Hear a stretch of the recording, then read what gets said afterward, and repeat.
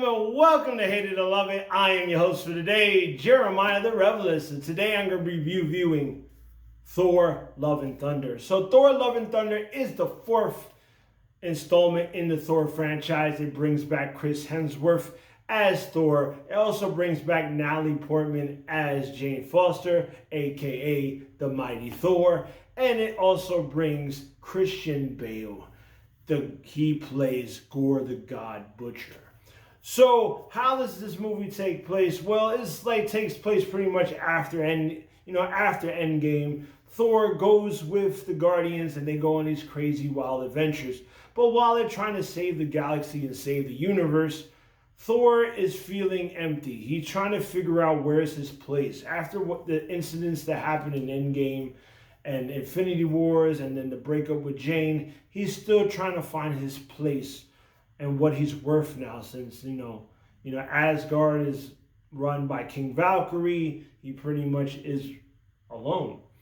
So while that's going on, you have Gore, the God Butcher. He wants revenge. He finds this Necro sword. He wants his revenge on the gods because he feels like they left him. He feels like they betrayed him and his family. So he's just going on a murdering rampage in the universe.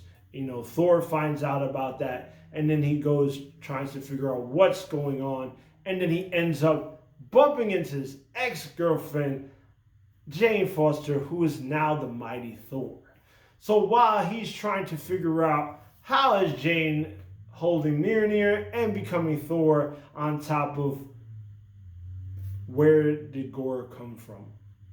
One thing I gotta say about this film, what I like about this film is, Chris Hemsworth playing Thor. He does a great job playing Thor.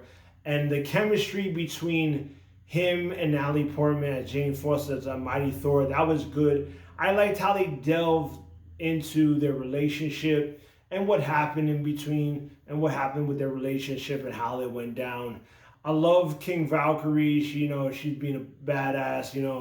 I love the chemistry between them three. I love the action and the effects, like certain scenes that they did, like when they went to the Shadow Realm, like everything is in black and white, but when any type of light, when you see any type of light, you see glimpses of color. And I love that. That was actually cool. That was actually a cool background.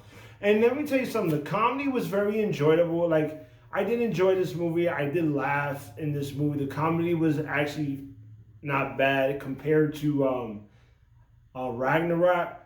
The reason why I didn't like Ragnarok that much was because it was too much comedy, and anytime you get into the serious moments, it's like you don't care about this. The serious moments doesn't work with the comedy in that one. In this one, the balance is a lot better.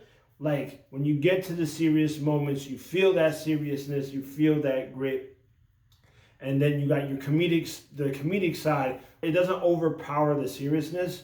So that's what made it a lot better than the other movie. Especially the world building, especially Gore, the God Butcher. Christian Bale, man, he did a great job as the God Butcher, man. I wish we would have saw more of him though. Him with interactions with other gods and stuff like that. I wish we had more of that. But even with the scenes with him in, it was scary. He was really intimidating.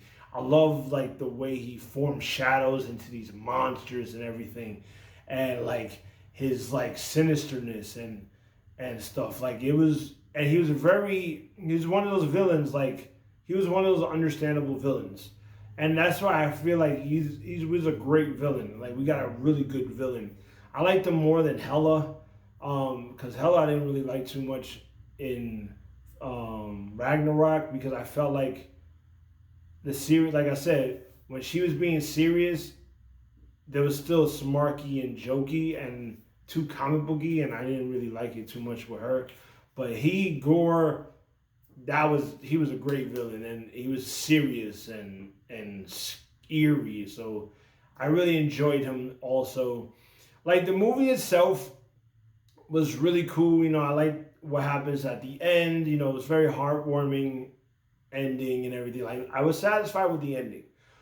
My nitpicks is this. Even though I like the comedy in this one a little bit and I like the silliness in this one, I just find it where we come to a point in like Marvel is like everything has to be a comedy. Everything has to be funny. It's like we can make it's like we're not it's like Marvel's not allowed to make a serious film and just make it good. You have to make it a good, funny comedy. And I don't maybe it's the generation. Like not everything has to be funny. You know what I'm saying? Yes. Throughout the years of Marvel, we had comedy in some of our Marvel films, but it didn't overshadow the seriousness of the characters. And I feel like they put they don't put their characters first in these films nowadays. It's mostly like they put, oh, how are we gonna make it funny? How are we gonna make this more like climactic? How are we gonna put more fan services in this film to make it better? Instead, it's like working on those characters, character building them more, and then throw hints of comedy in there. You could make a serious movie. You know what I'm saying? And that's why I liked Multiverse more than this, and I like Far From Home way more than this. Because they had more of a perfect balance. This movie, it had a good balance, but like I said, too much comedy, and I wish they would lighten up on the comedy a little bit. But other than that, I did enjoy it. I did enjoy this film, and I did like it better than Ragnarok. So what do I rate this film? Do I love it? Do I hate it? Or is it something in between? Well, I'm going to give it on the real for real. That's right, I give it on the real for real. Like I said, this movie to me is a lot better than Ragnarok. I do enjoy it more than Ragnarok. I like the story and the villain more than I did Ragnarok. I think if it wasn't for Gore being in this film and grounding that, and also Jane being Almighty Thor, and you see the relationship between Thor and Jane and how that's going to work out. If you didn't have those things in that film, I wouldn't like this film at all. But having those elements and having Gore really brought this film and made this film really well. So that's why I really like it. All right. So like, subscribe. Let me know what you thought about Thor Love and Thunder. Did you love it? Did you hate it? Or was something in between? This movie is not part of my top 20. Top 10 Marvel movies of all time. I don't think any of the Thor movies made it in my top 10s. And other than that. But it's still a good movie. I advise you to check it out.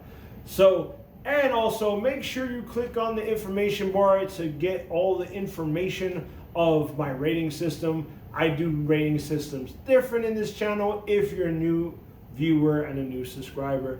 All right. And I'll see you when I see you. Peace.